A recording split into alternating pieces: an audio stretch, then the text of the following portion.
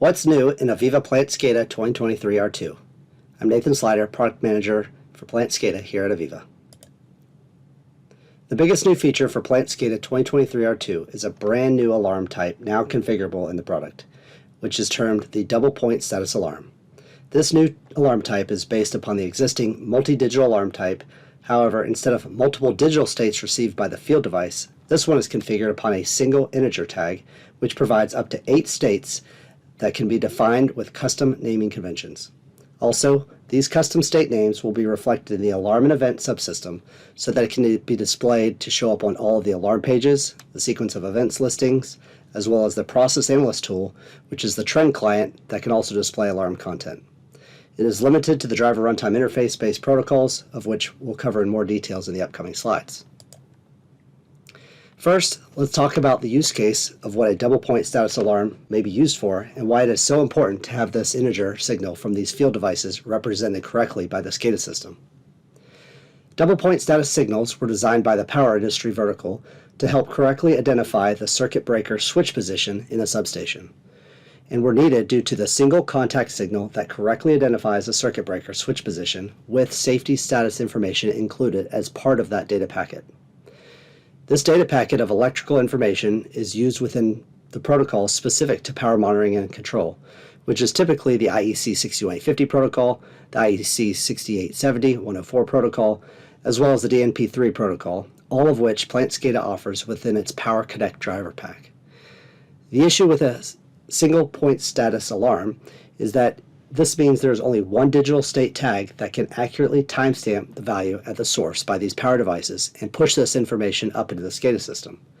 A single digital state would only represent if the switch was open or closed, meaning there is either voltage detection and the switch is closed, or there is no voltage detected and the switch is open on the input contact, which may not accurately reflect what is typically occurring in these circuit breakers. Think of a broken wire that was not detected, or a contact that was not closed for a long time, and after a while that contact may have been corroded, so that after closing the contact mechanically, there is no electrical contact input being reported by these power devices. This means that the receiving device would not be informed that the switch has been closed, creating a safety risk in the electrical subsystem. So this is why electrical engineers came up with the solution of using double point status alarms from these field devices, which now correctly identifies the switch signal position through a double state condition, whereas we can now represent the open and closed data message with additional status message information such as a broken wire status or information about a defective or corroded contact.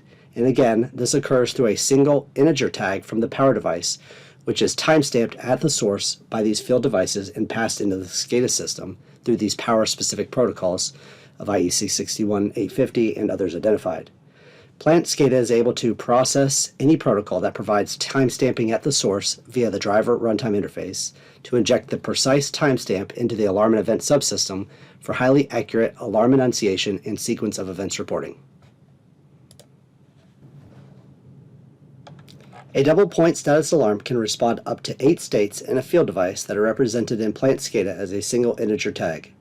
For each state, you can specify the following properties of state name, which is the name that identifies the condition that the state represents, and state type, which is the action that occurs when the device transitions to the defined state. The state type options are selected via the drop-down for the properties field for this alarm type, which will help to determine the behavior of how we want these alarms to appear in our system. If we select the alarm state type option, this will then show the double point status alarms on the active alarm pages. It will also log this information into the sequence of events subsystem, and then the state name will also appear in the state fields as defined in your project. Of course, it will also become visible on your alarm banners, alarm history pages, as well as the process analyst tool, which is the trend client that can display alarm information. We can also allocate this as an event state type option, which will only log the information into the sequence of events subsystem, and again the state name will also appear in the state field as defined in your project. However, the event state type will not show up on any of the configured alarm pages. Then there is the none state type option, which will not take any action by the system for display or logging. Also, remember we are using an integer tag as the source field tag for this state name and type information to be processed. So provided which value is received from the field device, 0 through 7, then this will allow us to identify up to 8 different states in the alarm and event subsystem.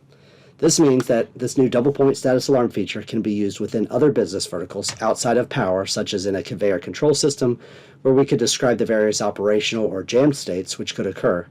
That would help to provide a varying degree of blockage information back into the system. Again, this would occur via a single timestamp packet from these field device, potentially using the OPC UA protocol or other protocols that support timestamps within the protocol packet, passing through the driver runtime interface for highly accurate alarm and event data injection into the SCADA system. Let's take a look at the Plant SCADA runtime and how this new feature works by opening up the example project that is provided with this release. We'll navigate to the new double point status alarms page, where we can use this page to learn more about this new feature. We can use the controls to the left to see how the alarms respond in the system with the various alarm state types identified. As we trigger the alarms for open and close, it has the state type of event set, so it will only log alarms into the sequence of events listing at the bottom of the page. Now let's trigger the unknown and jammed alarms, which has the state types of alarm set. Here we can see that the alarms show up as identified and are now displayed in the alarm banner at the top, the active alarms listing, as well as logging of the alarms properly into the sequence of events table at the bottom. Plant SCADA 2023-R2 provides a new installation experience based upon a brand new installer technology. This install toolkit is modern to the times, as it provides a simple to use installation experience with click-through navigation for component level installation and modification, as well as a brand new silent install capability which provides for an unattended installation across many nodes in the system. This new modern installation framework simplifies the selection and installation of required components. It is built using AVEVA's common technology stack for a similar installation experience, leveraging the AVEVA Install Toolkit, which is used across the entire portfolio. The core Plant SCADA components will appear as a single entry within the Program and Features list in the Windows control panel, making it much easier to modify, repair, or remove the application. Also, a brand new feature for the product is the fact the install can be executed via a command line, enabling support for an unattended silent installation. There are 4 pre-configured response files provided out of the box, which will help you to install all components, the components for a development workstation, components for a runtime-only client, as well as components for a runtime-only server. These pre-configured response files can be customized to any of the features needed for the installation, as well as options to automatically configure items in the configurator, which typically occurs post-installation. Now let's take a look at this new installation feature and how this now works within Plant SCADA 2023-R2.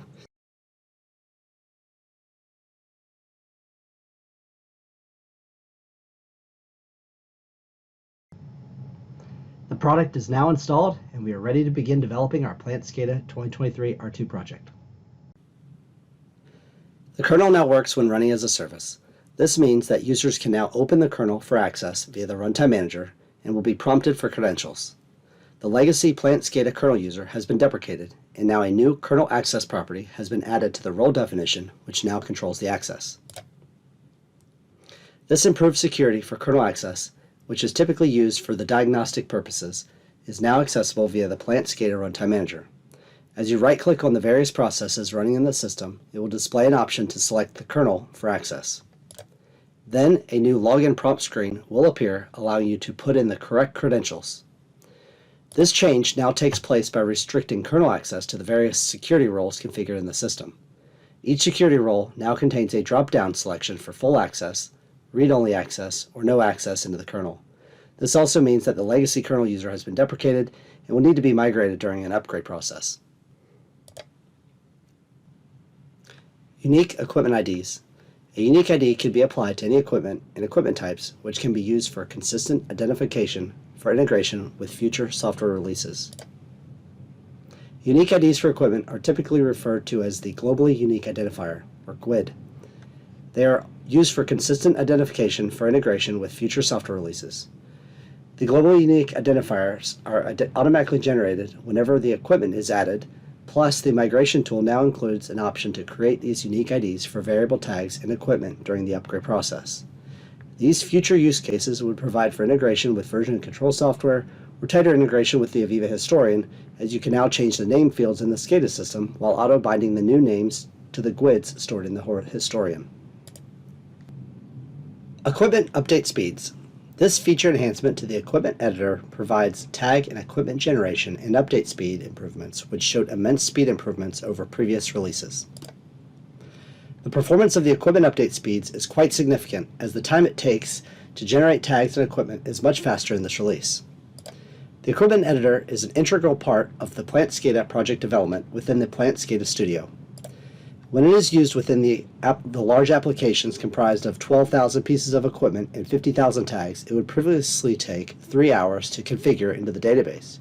But in Plant SCADA 2023 R2, this now only takes 7 minutes. In a smaller application comprised of 1,000 pieces of equipment and 9,000 tags, this would previously take 6 minutes to configure into the database, but now only takes less than a minute in this new release.